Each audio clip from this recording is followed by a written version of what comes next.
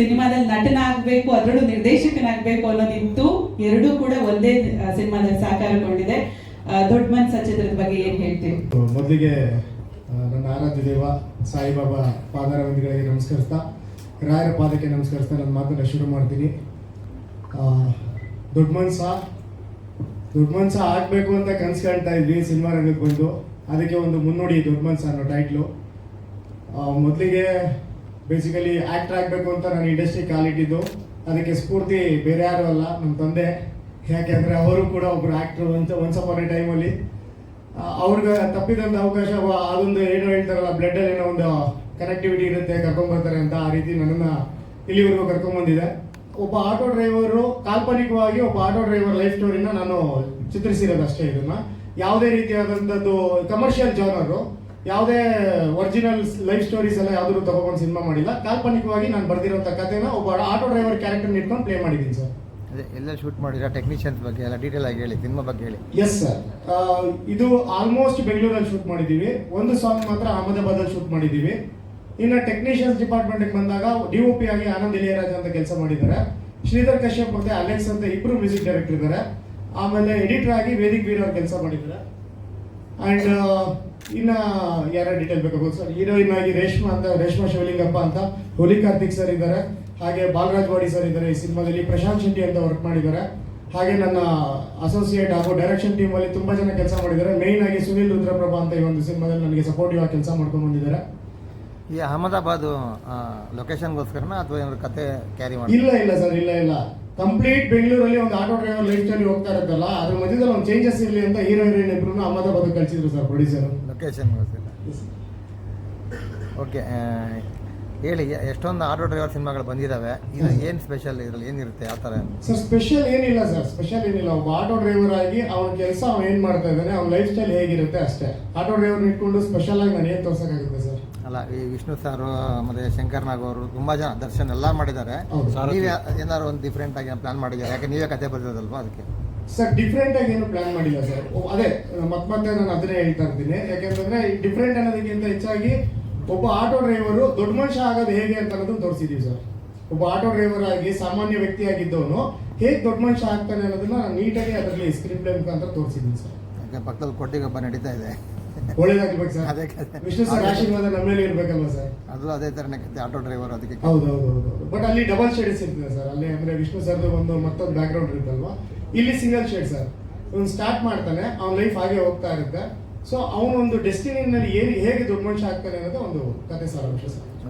ಹೇಳಿದ್ರು, ಹೇಗಿತ್ತು ದೊಡ್ಡ ಮನಸ್ಸ ಚಿತ್ರದಲ್ಲಿ ಕೆಲಸ ಮಾಡಿದ ಅನುಭವ? ಎಲ್ರಿಗೂ ನಮಸ್ತೆ. ನನಗೆ ಚೆನ್ನಾಗಿತ್ತು.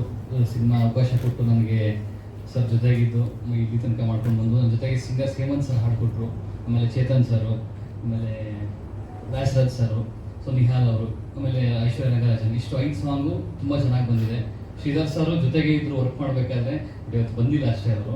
ಸೊ ಕ್ಲಾಶಸ್ ಮತ್ತೊಂದು ಏನೂ ಇಲ್ಲ, ಚೆನ್ನಾಗಿದ್ದೀವಿ. ಸೊ ಸಿನಿಮಾ ತುಂಬ ಚೆನ್ನಾಗಿ ಬಂದಿದೆ. ನೆಕ್ಸ್ಟ್ ಮಂತ್ ಆದಷ್ಟು ಬೇಗ ರಿಲೀಸ್ ಬರಬೇಕು ಅಂತ ಪ್ಲ್ಯಾನ್ ಮಾಡ್ತಾ ಇದ್ದೀವಿ. ಸೊ ಎಲ್ರಿಗೂ ನಮಸ್ಕಾರ. ಪ್ರೆಸ್ ಅವ್ರಿಗೆ ಎಲ್ಲರಿಗೂ ವೆಲ್ಕಮ್. ದೊಡ್ಡ ಮನುಷ್ಯ ತುಂಬ ಒಂದು ದೊಡ್ಡ ಜರ್ನಿ.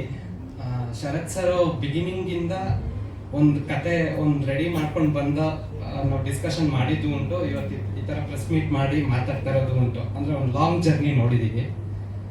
ಬೇಸಿಕಲಿ ಫಸ್ಟು ಎಡಿಟರ್ ಅಂತ ನಾವು ಫಿಕ್ಸ್ ಆಗಿ ಎಲ್ಲ ಕೆಲಸ ಮಾಡ್ಕೊಂಡು ಬಂದ್ವಿ. ಆಮೇಲೆ ಅನಿವಾರ್ಯ ಕಾರಣವಾಗಿ ಒಂದು ಸ್ವಲ್ಪ ಪ್ರೊಡಕ್ಷನಲ್ಲಿ ಒಂಚೂರು ಹೆಚ್ಚು ಕಡಿಮೆ ಆಯಿತು. ಸೊ ಅದರಿಂದ ನಾವು ಟೇಕ್ ಆನ್ ಮಾಡಿಕೊಂಡು ಪ್ರೊಡ್ಯೂಸರ್ ಅಂದರೆ ಆ್ಯಕ್ಚುಲಿ ನಾವೆಲ್ಲ ಸೇರ್ಕೊಂಡು ಮಾಡಿರೋ ಸಿನಿಮಾ ಇದು. ಪ್ರತಿಯೊಬ್ಬರದು ಕಾಂಟ್ರಿಬ್ಯೂಷನ್ ಇದೆ. ಅಲೆಕ್ಸ್ ಸರ್ದೇ ಇದೆ, ಕಾರ್ತಿಕ್ ಸರ್ದಿದೆ, ಶರತ್ ಸರ್ದು ತುಂಬ ಸಿನಿಮಾ ಪಾಲಿದೆ, ಮತ್ತು ಹೀರೋಯಿನ್ ಆಗಿ ಪ್ರತಿಯೊಬ್ಬರು ಸೇರ್ಕೊಂಡು ಮಾಡಿರೋವಂಥ ಒಂದು ಸಿನಿಮಾ. ನಮ್ಮದು ವೇದಿಕ್ ಕಾಸ್ಮಸ್ ಅಂತ ಒಂದು ಬ್ಯಾನರ್, ನಾವು ಫೇಸಲ್ಲಿ ನಿಂತಿದ್ದೀವಿ ಅಷ್ಟೇ, but it's A team work completely. So ಆಮೇಲೆ ಎಡಿಟ್ ಅಂತ ಬಂದಾಗ ಸರ್ ಮೈಕ್ ಹಿಂಗೆ ಇಟ್ಕೊಂಡ್ರಿ. ಸೊ ವಿಜುವಲ್ಸ್ ಅಂತ ಕಂಪ್ಲೀಟ್ಲಿ ಆಫ್ಟರ್ DOP ಒಬ್ಬ ಎಡಿಟ್ರೇ ನೋಡೋದು. ಸೊ ನನಗೆ ತುಂಬ ಕಾನ್ಫಿಡೆನ್ಸ್ ಇದೆ ದೊಡ್ಡ ಮನುಷ್ಯ ಸಿನಿಮಾ ಮೇಲೆ. ಯಾಕಂದರೆ ಹ್ಯೂಮನ್ ಎಮೋಷನ್ಸ್, ಆಮೇಲೆ ಒಂದಷ್ಟು ತುಂಬ ವಿಚಾರಗಳು ಅವ್ರು ಹೇಳಕ್ಕೆ ಹೊರಟಿರೋ ಒಬ್ಬ ಆಟೋ ಡ್ರೈವರಲ್ಲಿ ಇರೋ ಒಳ್ಳೆತನ. ಇವತ್ತು ನಾವು ಪ್ರೆಸ್ಸಲ್ಲೆಲ್ಲ ನೋಡ್ತೀವಿ, ಏನೋ ಒಂದಷ್ಟು ಚಿನ್ನ ಸಿಕ್ಕರೆ ತೊಗೊಂಡೋಗಿ ಕೊಡ್ತಾರೆ, ಒಂದಷ್ಟು ಅವರು ಬೆಂಗಳೂರು ನರ್ನಾಡಿ ಒಂದಷ್ಟು ತುಂಬಾ ನೋಡಿರ್ತಾರೆ. ಅವರೇ ಒಬ್ರು ಹೀರೋ ಆದ್ರೆ ಹೆಂಗಿರತ್ತೆ, ಈಸ್ ಎ ರಿಯಲ್ ಹೀರೋ. ಅವರು ಪ್ರತಿಯೊಬ್ರು ಜನದ ಕಷ್ಟದಲ್ಲಿ ಅವರು ದಿನ ಭಾಗಿಯಾಗಿರ್ತಾರೆ. ಸೊ ಆ ತರ ಒಂದು ಒಳ್ಳೆ ಬ್ಯೂಟಿಫುಲ್ ಕಂಟೆಂಟ್ ಇಟ್ಕೊಂಡು ಶರತ್ ಸರ್ ಕತೆ ಮಾಡಿದ್ದಾರೆ. ಸೊ ನಾವೆಲ್ಲ ಜೊತೆ ಸೇರ್ಕೊಂಡು ವರ್ಕ್ ಮಾಡಿದೀವಿ. ನಿಮ್ಮ ಆಶೀರ್ವಾದ ನಮ್ಮ ಮೇಲೆ ಸದಾ ಇರಲಿ. ನಮಸ್ತೆ ಎಲ್ರಿಗೂ. ಅವನಿಗೆ ತುಂಬ ಚಿಕ್ಕ ವಯಸ್ಸಿಂದ ಇತ್ತು ಅದು ಕನಸು, ಮೂವಿ ಮಾಡಬೇಕು ಹಾಗೆ ಎಲ್ಲ ಭಾಳ ಹಾರ್ಡ್ ವರ್ಕ್ ಮಾಡಿದ್ದಾನೆ. ಸೊ ಹಾಗಾಗಿ ಅವ್ನು ಬಂದು ನನ್ನ ಹತ್ರ ಹೇಳ್ಕೊಂಡಾಗ ಈ ಥರ ಇದೆ ಅಂತ ನನ್ನ ಕೈಲಾದಂಥ ಸಪೋರ್ಟ್ ನಾನು ಅವನಿಗೆ ಮಾಡಿದ್ದೀನಿ. ಕಥೆ ಕೇಳಿದಾಗ ನನಗೆ ಬಹಳ ಇಷ್ಟ ಆಯಿತು, ಮಾಡ್ಬೋದು ಅಂತ ಅವನಿಗೆ ಸಪೋರ್ಟ್ ಮಾಡಿದ್ದೀನಿ. ಡೈಲಿ ಮನೇಲಿ ಟಿಪ್ಸ್ ಕೊಡ್ತಾ ಇದ್ರಾ? ಶೂಟಿಂಗ್ ನೀವು ಹೋಗ್ತಾ ಇದ್ದೀರಾ ಡೈಲಿ? ಸಮ್ಟೈಮ್ಸ್ ಹೋಗ್ತಾ ಇದ್ದೆ ಸರ್. ಅದೇ ಮನೇಲಿ ಟಿಪ್ಸ್ ಕೊಡ್ತಾ ಇದ್ದೀರಾ ಅಂತ ಈ ಸೀನ್ ಕೇಳಿದಾಗ ಕೊಟ್ಟಿದ್ವಿ. ಉಪಯೋಗಕ್ಕೆ ಬಂದಿದೆಯೋ ಏನೋ ಗೊತ್ತಿಲ್ಲ, ಕೊಟ್ಟಿದ್ದೀವಿ ಸರ್. ಯಾಕಂದ್ರೆ ಮೊದಲನೇ ಕ್ರಿಟಿಕ್ಸ್ ಮನೇಲೇ ಇರುತ್ತಲ್ವಾ, ಅದಕ್ಕೆ. ನಮಸ್ಕಾರ. ತುಂಬ ಖುಷಿ ಆಗ್ತದೆ ನಿಮ್ಮೆಲ್ಲರೂ ನೋಡಿ. ಥ್ಯಾಂಕ್ ಯು ಸೋ ಮಚ್ ಪ್ರತಿಯೊಬ್ಬರು ಬಂದಿದ್ದಕ್ಕೆ. ಸೊ ಆ್ಯಂಡ್ ನನ್ನ team thank you so much ಪ್ರತಿಯೊಬ್ಬರಿಗೂ ನನ್ನ ಆಯ್ಕೆ ಮಾಡಿ ಅವಕಾಶ ಕೊಡೋದಕ್ಕೆ. ಕಾರ್ತಿಕ್ ಸರ್ ಮತ್ತೆ ಶರತ್ ಸರ್, ಮೋಕ್ಷ ಪಕ್ಕ ಕೂದೋಕೆ ಬಿಡಲಿಲ್ಲ. ಥ್ಯಾಂಕ್ ಯು ಎಲ್ರಿಗೂ. ಆನಂದ್ ಸರ್, ಯಾರ್ಯಾರಿಗೆ ನಾನು ಮೇನ್ ಥಿಂಗ್ ಸುನಿಲ್ ಸರ್ ಇಲ್ಲಿಲ್ಲ ಅನ್ಕೊಂತೀನಿ, ಇವತ್ತು ಬಂದಿದ್ದಾರ. Sunil sir thank you so much ನನಗೆ ಈ ಟೀಮ್ಗೆ ಪರಿಚಯ ಮಾಡಿಕೊಟ್ಟಿದ್ದಕ್ಕೆ. ಆ್ಯಂಡ್ ದೊಡ್ಡ ಮನುಷ್ಯ ಬಗ್ಗೆ ಹೇಳಬೇಕು ಅಂದರೆ ನನ್ನ ಪಾತ್ರ ಕೆಲವು ನಿಮಿಷದಲ್ಲಿ ಬರುತ್ತೆ, ಬಟ್ ತುಂಬ ಮಹತ್ವವಾಗಿದೆ. ಸೊ ನನಗದು ಖುಷಿ ಕೊಟ್ಟಿದೆ. ಪ್ರತಿ ಹೆಣ್ಣು ಎಲ್ಲ ಥರ ಮಾಡ್ತಾಳೆ, ಬಟ್ ಆ ಪಾತ್ರ ಆ ಸಮಯದಲ್ಲಿ ಹೇಗಿರ್ತಾಳೆ, ಹೇಗೆ ತೊಗೊತಾಳೆ ಅನ್ನೋದು ಈ ಸಿನಿಮಾದಲ್ಲಿ ನಾನು ಮಾಡಿದ್ದೀನಿ. ಸೊ ನನಗೆ ತುಂಬ ಖುಷಿ ಕೊಟ್ಟಿದೆ ಆ ಪಾತ್ರ. ಆ್ಯಂಡ್ ನನಗೆ ದೊಡ್ಡ ಮನುಷ್ಯ ಅನ್ನೋದು ನನ್ನ ಜೀವನದಲ್ಲಿ ತುಂಬ ದೊಡ್ಡದು. So thank you so much. And ಹೀಗೆ ನೀವೆಲ್ಲರೂ ಎಷ್ಟು ಬೆಂಬಲ ಕೊಟ್ಟಿದ್ರು ಸಿನಿಮಾ ರಿಲೀಸ್ ಆದಮೇಲೆ ಇದೇ ಬೆಂಬಲ ಪ್ರೋತ್ಸಾಹ ಕೊಡಿ ಅಂತ ನಾನು ಕೇಳ್ಕೊತೀನಿ. Thank you for. ನನ್ನ ಹೆಸರು ರೇಷ್ಮಾ ಲಿಂಗರಾಜ್ ಅಂತ. ಶಿವಲಿಂಗಪ್ಪ ಅಲ್ಲ, ನಮ್ಮಪ್ಪ ಇಲ್ಲಿದ್ದಾರೆ. ಅಷ್ಟೊತ್ತಿಂದ ಎಲ್ಲರೂ ನನ್ನ ಹೆಸರು ತಪ್ಪಾಗೆ ಹೇಳ್ತಿದ್ದಾರೆ. ನನ್ನ ಹೆಸರು ರೇಷ್ಮಾ ಲಿಂಗರಾಜಪ್ಪ ಅಂತ.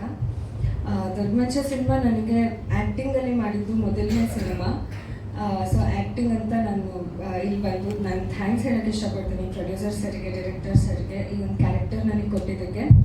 ಯಾಕಂದರೆ ಎಷ್ಟೊಂದು ಸತಿ ಸಿನಿಮಾಗಳು ಕೇಳಿದಾಗ ಅಥವಾ ಹೇಳಿದಾಗ ಯೂಶಲಿ ಅಂದರೆ ಹೀರೋಯಿನ್ ಕ್ಯಾರೆಕ್ಟರ್ ಅಂತ ಅಂದರೆ ಅಥವಾ ಲೀಡ್ ಕ್ಯಾರೆಕ್ಟರ್ ಅಂತ ಅಂದರೆ ಅಷ್ಟು ಆ್ಯಕ್ಟಿಂಗಿಗೆ ಸ್ಕೋಪ್ ಆಗಲಿ ಅಥವಾ ಅಷ್ಟು ಇರಲ್ಲ, ಅಂದರೆ ಒಂದು ಕೆಲವು ನಿಮಿಷದಲ್ಲಿ ಬಂದು ಹೋಗೋದು ಆ ಥರ ಇರುತ್ತೆ. ಬಟ್ ನನಗೆ ಲಕ್ಕಿ ಅನಿಸುತ್ತೆ. ಆ್ಯಂಡ್ ಥ್ಯಾಂಕ್ಸ್ ಹೇಳ್ತೀನಿ ಶರತ್ ಸರ್ಗೆ. ಬಿಕಾಸ್ ಈ ಸಿನಿಮಾದಲ್ಲಿ ಆಲ್ಮೋಸ್ಟ್ ಅರ್ಧಕ್ಕಿಂತ ಹೆಚ್ಚು ಇದ್ದೀನಿ, ಮತ್ತು ನನ್ನ ಪಾತ್ರಕ್ಕೆ ಅಷ್ಟೇ ಇಂಪಾರ್ಟೆನ್ಸ್ ಇದೆ, ಮತ್ತು ಕ್ಯಾರೆಕ್ಟರ್ಗೆ ಸ್ಕೋಪ್ ಇದೆ, ಮತ್ತು ನನಗೆ ಅಳು ಇದೆ, ನಗು ಇದೆ. ಸೊ ಎಲ್ಲ ಥರ ಎಮೋಷನ್ಸ್ ನಾನು ಆ್ಯಕ್ಟ್ ಮಾಡಿ ತೋರಿಸೋದಕ್ಕೆ ಒಂದು ಆಪರ್ಚುನಿಟಿ ಬಿಗಿನಿಂಗ್ ಸ್ಟೇಜಲ್ಲೇ ನನಗೆ ಸಿಕ್ಕಿದ್ದಕ್ಕೆ ನಾನು ತುಂಬ ಥ್ಯಾಂಕ್ಫುಲ್ ಆಗಿದ್ದೀನಿ ಆ್ಯಂಡ್ ಗ್ರೇಟ್ಫುಲ್ ಆಗಿದ್ದೀನಿ. Thank you so much. ಎಲ್ರಿಗೂ ನಮಸ್ಕಾರ. ಈ ಪಿಕ್ಚರಲ್ಲಿ ನಾನು ಹೀರೋ ಫ್ರೆಂಡ್ ಇನ್ನೊಬ್ಬ ಹೀರೋ ಆಗಿ ಮಾಡಿದ್ದೀನಿ. ನಾನು ನೀವು ಕಾಮಿಡಿಯನ್ನೇ ಅಂತಂದರೆ ನಾನು ಹೀರೋ ಅಂದ್ಕೊಂಡ್ಬಿಟ್ಟಿದ್ದೀನಿ. ಸೊ ತಮಟೆಲ್ಲ ಹೊಡಿಸಿ ಇಲ್ಲ.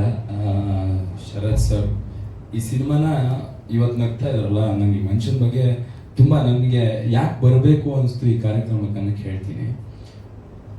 ಇವ್ರು ನಾನು ಸೆಟ್ಟಲ್ಲಿ ನಕ್ಕಿದೆ ನೋಡಿಲ್ಲ, ಪ್ರತಿದಿನ ಹತ್ಕೊಂಡೇ ಇರೋರು. ಅಂದರೆ ಪ್ರತಿದಿನ ಇಡೀ ಸೆಟಪ್ ಬರೋಕ್ಕಿಂತ ಮುಂಚೆ ಅಲ್ಲಿ ಕಸ ಹೊಡೆದವ್ರು ಇವರೇ, ಅದನ್ನ ರೆಡಿ ಮಾಡಿಟ್ಟವ್ರು ಇವರೇ. ರಾತ್ರಿ 12 ಗಂಟೆ 1 ಗಂಟೆಗೆ ಫೋನ್ ಮಾಡಿ ನನ್ನ ಹತ್ರ ಮಾತಾಡ್ತಾ ಇದ್ರು, ಹಿಂಗಿದೆ ಪರಿಸ್ಥಿತಿ ಅಂತ.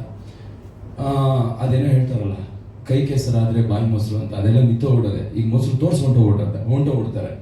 ಕಷ್ಟಪಟ್ಟವ್ರಿಗೆ ಇವತ್ತು ನಾನು ತುಂಬ ಸಿನಿಮಾ ನೋಡಿದ್ವಿ ಇತ್ತಿತ್ತಲಾಗೆ, ಒಳ್ಳೊಳ್ಳೆ ಕಂಟೆಂಟ್ ಸಿನಿಮಾಗಳು ಬಂದು. ಸೊ ನೀವು ಇಲ್ಲಿ ಕಂಟೆಂಟ್ ಇಟ್ಕೊಂಡು ಸಿನಿಮಾ ಮಾಡಿದ್ರು ಆಗಲ್ಲ, ಎಮೋಷ್ನಲ್ ಇಟ್ಕೊಂಡು ಸಿನಿಮಾ ಮಾಡಿದ್ರು ಆಗಲ್ಲ, ಫೈಟ್ ಇಟ್ಕೊಂಡು ಮಾಡಿದ್ರು ಆಗಲ್ಲ.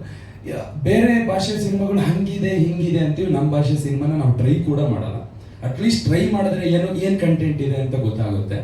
ಸೊ ಯಾವುದೋ 4 ಜನ ಇದನ್ನ ಹಾಳು ಮಾಡೋಕ್ಕಂತಾನೆ ಒಂದಿಷ್ಟು ಜನ ಇದ್ದಾರೆ, ಅವ್ರಿಗೆ ಮುಖಗಳೇ ಇರಲ್ಲ, ಡಿಪಿನೇ ಇರಲ್ಲ, ಒಂದು ಫಾಲೋವರು ಒಂದು ಪೋಸ್ಟು ಇರಲ್ಲ. ಅಂಥವ್ರು ಒಂದು 4 ಜನ ಬಂದ್ಕೊಂಡು ಈ ವರ್ಷ ಪೂರ್ತಿ ಕಷ್ಟಪಟ್ಟವ್ರು ಇರ್ತಾರೆ. ಒಂದು ಸಿನಿಮಾ ದುಡ್ಡಿದ್ರು ಕೂಡಲೇ ಆಗಲ್ಲ.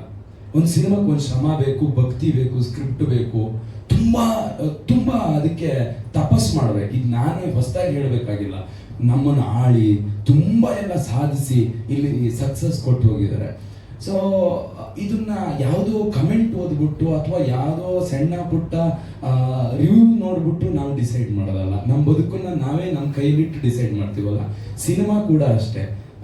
ಈ ಸಿನಿಮಾದಿಂದ ನಿಮ್ಗೆ ತೆರೆ ಮೇಲೆ ಕಾಣೋ ಒಂದು 25 ಜನ ಆರ್ಟಿಸ್ಟ್ ಅಷ್ಟೇ ಬದುಕ್ತಾ ಇದ್ದಾರೆ ಅನ್ನೋದು ಸುಳ್ಳು. ಇವತ್ತು ಪ್ರೆಸ್ ಮೀಟ್ ಆಗ್ತಾ ಇದೆ, ಅದು ಕೂಡ ಸಿನಿಮಾಯಿಂದಾನೆ. ಆ ಸಿನಿಮಾಕ್ಕೆ ಊಟ ಬರ್ತದೆ, ಆ ಊಟಕ್ಕೂ ಅಕ್ಕಿ ಬೆಳಿತಾನಲ್ಲ ರೈತ, ಅವ್ರಿಗೆ ಕೂಡ ಸಿನಿಮಾದವ್ರಿಗೆ ಕನೆಕ್ಷನ್ ಇದೆ. ಅಷ್ಟೆಲ್ಲ ಕನೆಕ್ಷನ್ ಇದೆ.